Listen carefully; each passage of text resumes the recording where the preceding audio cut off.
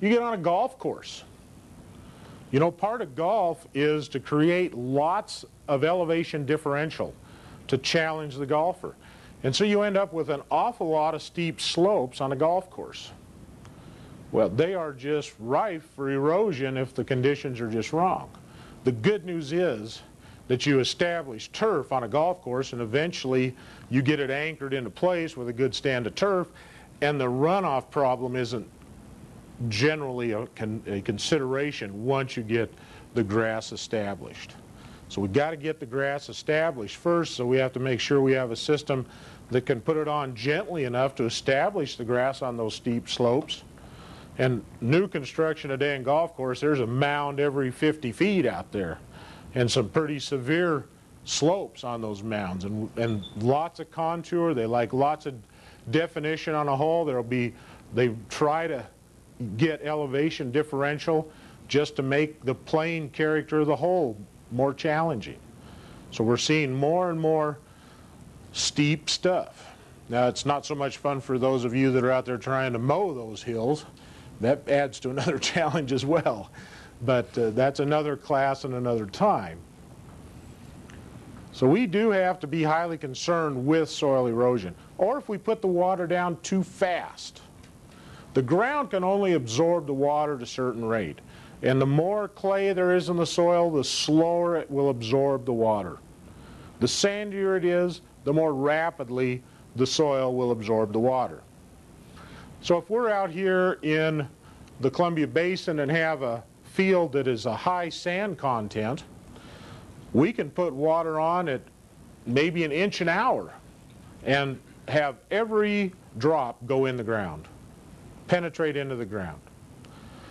But if we go out here to the east of Walla Walla, up in the foothills where we have a high silt clay combination, we might not be able to put water down faster than 1/10 to 1/1500ths of an inch an hour without having it puddle up and or run off. So there is a huge difference just in soil types within this county. In a 50-mile differential from the Columbia River up here to the foothills of the Blues, we have totally divergent soil types. You can even have totally divergent soil types within a given field. A standard center pivot covers about 125 acres. You could have 4, 5, 6 different soil types in a 125-acre field very easily. In fact, we have an awful lot of striated soil out in the basin here in the northwest, in the Columbia Basin. There are ridges of sand that are up through those fields in amongst the areas of silt. So you have extremely varying conditions within a given field, from very sandy to maybe a relatively heavy silt in the same field, under the same system. So it adds a very interesting challenge to the irrigation. On the turf side, the minute you put those steep hillsides into irrigation, you have a problem getting water to enter the soil because it still wants to run on the gradient, on the surface, whenever it possibly can. So we have to figure out ways to put the water on in relationship to how fast the ground will absorb it so that the water will go into the ground. So one of the things we do on slopes in turf is we'll cycle the water. Run it 5 minutes, have it shut off for an hour and a half, run it 5 minutes, have it shut off for an hour and a half, run it 5 minutes, and we got our set done for the night out on a golf course. If we needed 15 minutes on that zone and we ran it 3 different times, 5 minutes each, we finally got our 15 minutes on. But we left time for it to soak in. We put on a little bit and go to another circuit. Come back, put on a little bit more, go on to some other circuits. Come back, finish the cycle, and we'd have our amount of water we needed for the night applied at that time. So there's ways to do it, especially when you get a highly sophisticated system that is computerized, that is all totally valved. electrically so that it can just turn on and off as it's commanded by the computer. Then we can get very, very sophisticated. So in turf, most situations we're in that position. We can do that in turf.